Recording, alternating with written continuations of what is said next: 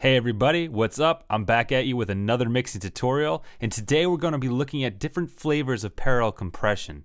Now, usually we throw on some parallel compression, we don't think too much about it, we're like, alright, it sounds grittier, it sounds fuller, great.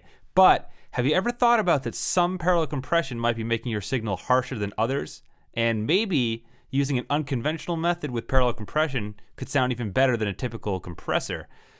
Let's dive in, check it out. So we got a song here. I make your girl sound like macaroni.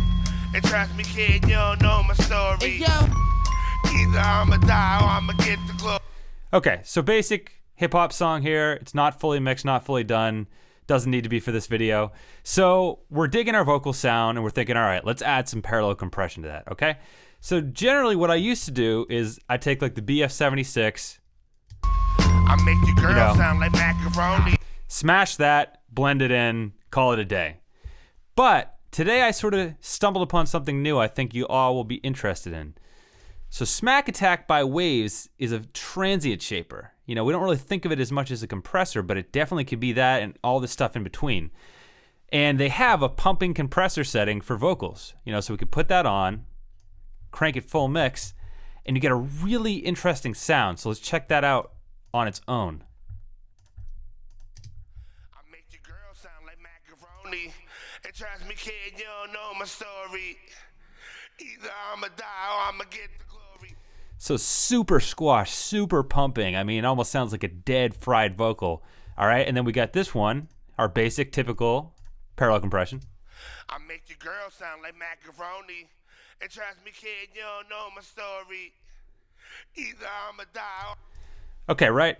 Now, taking a quick listen, and let's turn that up actually on this one. I make your girl sound like macaroni. And trust me, kid, you don't know my story. We would almost think that that sounds better for parallel compression.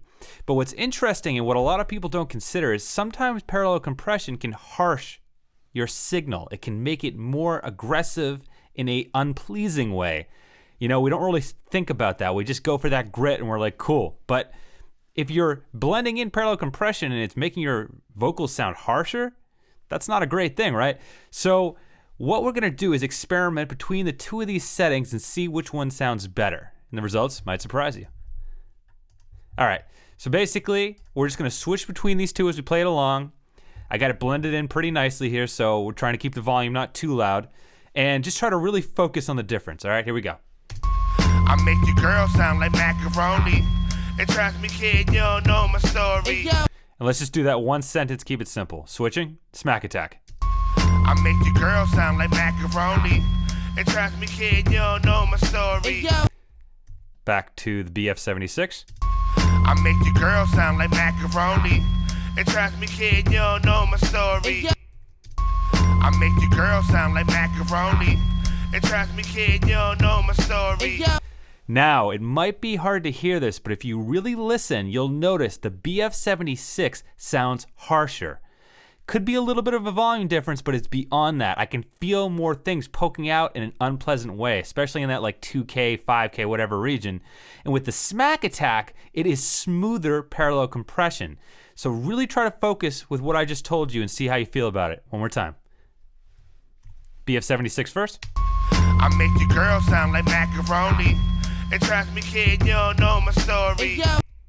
I make your girl sound like macaroni. And trust me, kid, you don't know my story.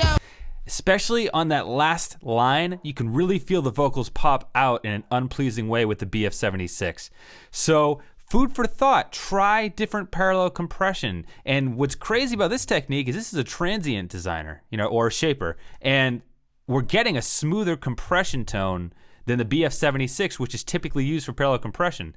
And I'm not saying this is right or wrong or one size fits all, there never is with mixing, but try different methods for parallel compression and you might get a much more pleasing sound, which in this case, I think the Smack Attack, hands down, sounds smoother to me.